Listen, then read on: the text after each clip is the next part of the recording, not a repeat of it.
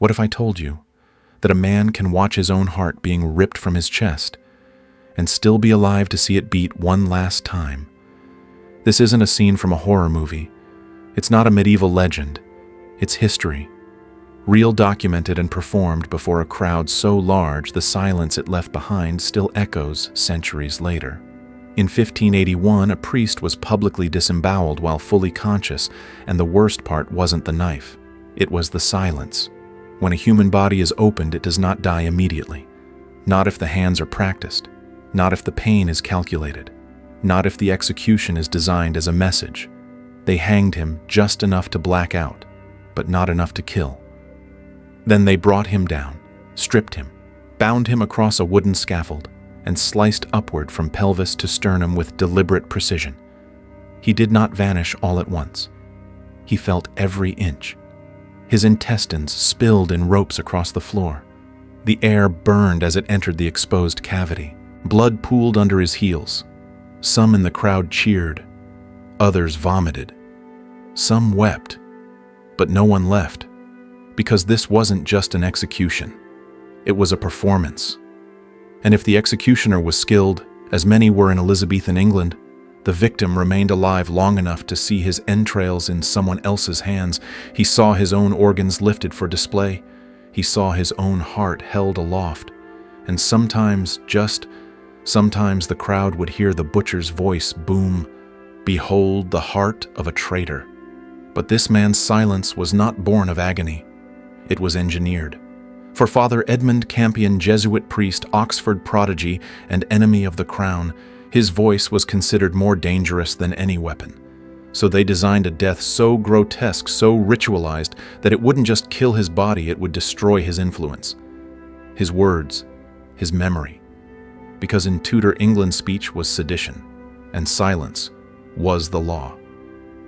Campion didn't die with the noose. He died when the blade touched his skin, when his voice was drowned beneath the crowd, when his final prayer vanished into the roar. But before the screams there was scripture. Before the fire there was brilliance. Before the butcher there was fear. Not Campion's, the crown's. This is not just the story of a priest's death. It is the story of a kingdom so terrified of belief it carved faith from flesh. And it begins, ironically, not in a dungeon, but in the marble halls of Oxford. Stay with us. What you're about to witness isn't just brutal. It's unforgettable. In 1581, to be a Catholic priest in England was not an act of worship. It was an act of war. Not because priests carried weapons, but because they carried words. And in a world where faith could be fatal, the most dangerous men were not generals. They were preachers. The crown made no secret of this. Under Elizabeth I, the law was clear to serve. Rome was to betray England. You could recite the Mass in Latin and be charged with treason. You could offer communion in secret and be sentenced to public mutilation. The state didn't just prosecute religion, it dismembered it, literally, in front of children, in open squares, on cold wooden platforms soaked in blood and silence. But why? Why was the crown so afraid of a handful of men with rosaries and parchment to understand that we have to go back to the roots of England's spiritual fracture, a split so deep it bled into every law, every home, every heart? In 1558, Elizabeth I inherited a nation in chaos. Her father, Henry VIII, had shattered England's union with Rome to create the Church of England. Her half-sister Mary, I reversed it violently, burning hundreds of Protestants at the stake. And now Elizabeth Young, brilliant, politically shrewd, stood between two worlds, Catholic tradition and Protestant revolution. Outwardly, she promised tolerance, but behind palace walls a different policy took shape, a policy of spiritual sterilization. Because the true threat wasn't just foreign priests, it was what they carried allegiance to something higher than the Queen, and that allegiance became criminal. In 1570, Pope Pius V excommunicated Elizabeth, declaring her a heretic and releasing English Catholics from obedience to her. To the crown, it was not just a spiritual rebuke, it was an international declaration of sedition. From that moment, Catholicism in England was no longer a religion. It was espionage. Prayers became proof. Bibles became contraband. A whispered Ave Maria could cost you your life. And in the shadows of this crackdown, a new enemy emerged, not armed with swords, but syllables: the Jesuits. Founded in the crucible of the Counter-Reformation, the Society of Jesus was elite, relentless, and fiercely loyal to the Vatican. They were not just missionaries. They were intellectual commandos, fluent in philosophy, trained in rhetoric, and schooled in endurance. And when England's underground Catholics cried out for help, Rome answered by sending them the sharpest blade in its arsenal, Edmund Campion. Born in 1540, Campion was a child of two Englands. Raised in London under Protestant rule but educated in the grandeur of Oxford, a university soaked in Renaissance glory and political ambition. By 12, he was fluent in Latin. By 20, he was called the Diamond of Oxford, a rising star so radiant that even Queen Elizabeth herself took notice. She offered him protection, prestige, power. All he had to do was conform. He didn't. Instead, he vanished, disappeared across the channel under a false name, studied in Douai, traveled to Rome, took vows as a Jesuit priest. He wasn't running from power. He was running towards something bigger, something deeper. A mission not to rule, but to remember. Because beneath the streets of London, in hidden basements and candlelit corners, a forgotten church still breathed. Catholics who whispered the creed in their kitchens, children who learned the Hail Mary behind locked doors, families who passed down relics like sacred contraband. And to them, Campion was not a fugitive. He was a shepherd, a flame returning to the ashes. He came back in 1580, secretly, softly, dangerously. His tools were not weapons but sacraments, not orders but prayers, and most threatening of all arguments, reasoned, polished, unbreakable. It was in this spirit that he penned his now infamous letter, Campion's Brag, a public declaration not of war, but of intent. I am a Catholic. I am a priest. I mean no treason. I only preach the gospel. But it was too late. The words were out. And words in Elizabethan England were fire. The authorities read it not as confession, but as provocation. A spark in dry hay. The brag was printed, smuggled, recited, feared. It spread like a shadow, and with it so did the bounty on Campion's head. From that moment on, he became not just a priest but a hunted man. His presence alone was treason, his breath heresy. Churches were raided, homes searched, Catholics tortured for information. Anyone who harbored him risked being executed themselves. And still he moved like a ghost in the English countryside, house to house, cellar to chapel, leaving behind no trace but hope. To many he became a living legend, to others a phantom, but to the crown he was a contagion, one that had to be contained. Because Campion didn't just bring religion, he brought memory. He reminded the nation that there had once been another church, another rhythm, another allegiance, and that remembrance to the state was the most dangerous rebellion of all. So the trap was set, and the next chapter would not be written in ink. It would be carved in flesh. The betrayal came quietly, a knock, a whisper, a name passed in secret. And just like that, Edmund Campion was no longer a legend.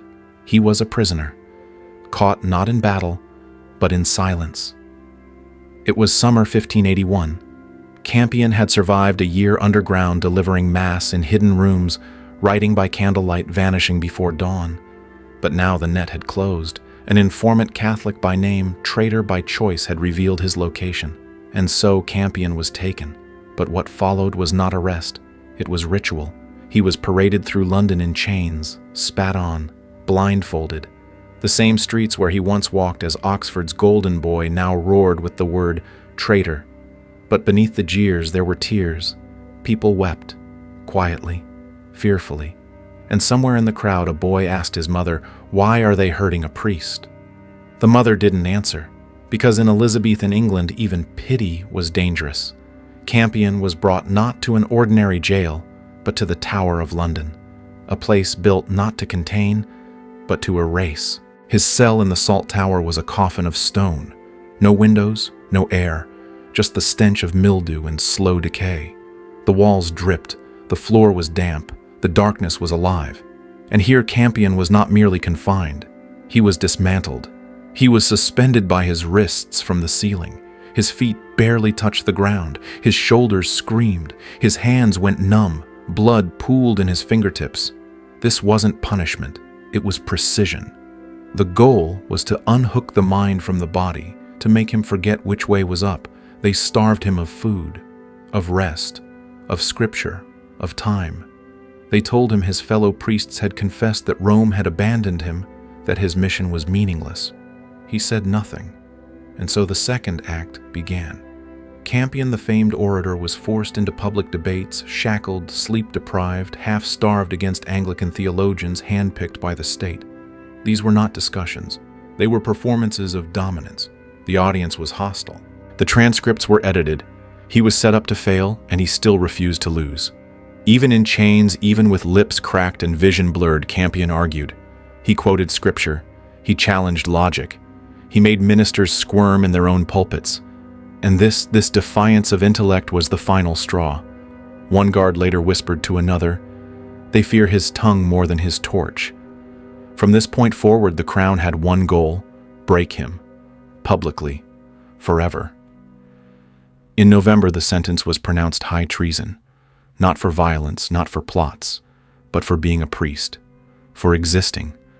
The punishment. To be hanged, drawn, and quartered. Not as a man, but as an example. But execution would not come swiftly. For days, Campion was left in limbo. He awoke each morning not knowing if today would be the day his body would be cut open before a screaming crowd. That delay. That deliberate uncertainty was the final tool in the crown's arsenal. Each hour was a question: will I die today, or tomorrow, or not at all? The rope was not yet around his neck, but it was already in his mind. This was not justice. It was psychological war. One night, a young tower guard, new nervous, claimed he heard Campion whispering, not to himself, to someone or something. He leaned close and caught only 3 words, "Fiat voluntas tua," "Thy will be done." The next day, that guard requested to be transferred. He never spoke of Campion again. Because here's the truth: the crown could bind. Campion's hands, bleed his body, distort his name, but they could not touch his will. And that terrified them. He was not screaming. He was not broken. He was waiting. Waiting for the knife. For the stage. For the silence to begin. But before the blade would touch him, they needed one final humiliation. They would strip him of vestments, of dignity, of voice, and they would make sure the world watched him fall.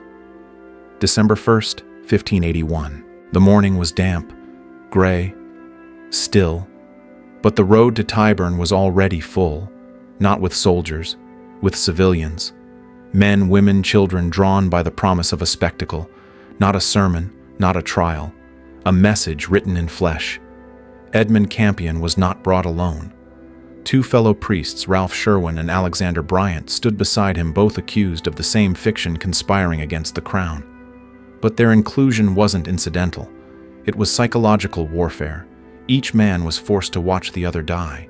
Each one knew exactly what was coming. The scaffold had been prepared with obsessive care. 3 ropes, 3 executioners. A fire burning beneath, not for warmth but for entrails.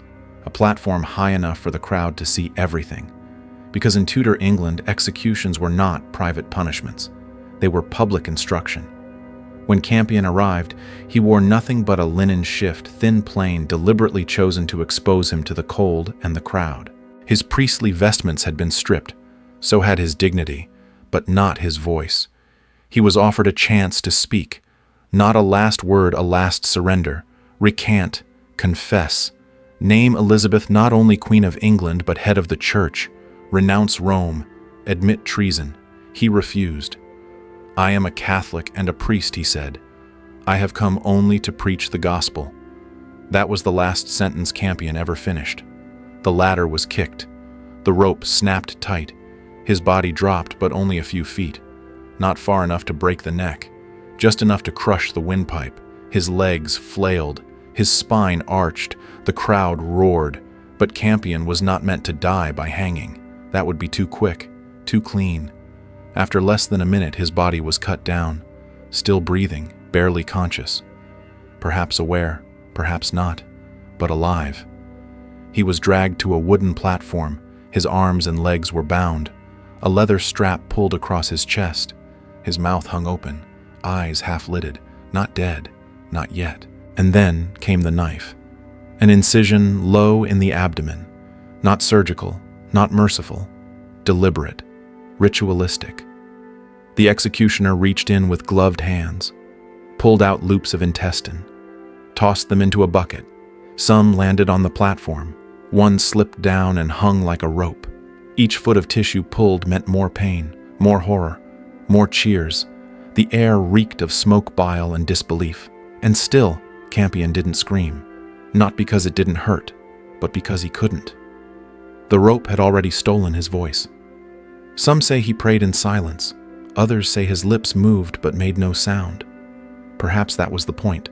The final cruelty came next. His heart still beating was cut from his chest. Some executioners would raise it up and shout, "Behold the heart of a traitor."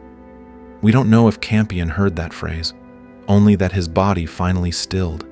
He died not by rope, not by blade, but by process. But even that wasn't the end. His limbs were sawed from his torso one by one, his head severed, each piece boiled in pitch and nailed to city gates. His skull was impaled on a spike above London Bridge, a grotesque grin over the Thames. One eyewitness, a Protestant merchant, would later write, "I came for justice. I left with something broken inside me." But the most brutal act was not done with steel, it was done with silence. The Crown erased his name, banned his writings, burned his letters. Even his final prayer was drowned in crowd noise, because Campion's voice, his mind, his soul, his presence was never just a man. He was a memory, and the state feared memory more than martyrdom. This wasn't execution, it was erasure, a cleansing, a demonstration. And for those who witnessed it, something in the world cracked. A priest had been opened like an animal, his organs thrown like trash, and the nation called it justice. Some children in the crowd would never sleep without dreams of blood. One midwife confessed decades later that she couldn't deliver a child without remembering Campion's flayed body. A tower guard resigned, citing the smell of burned human flesh in my bones. Because you can kill a man in an hour, but you cannot silence what his death reveals.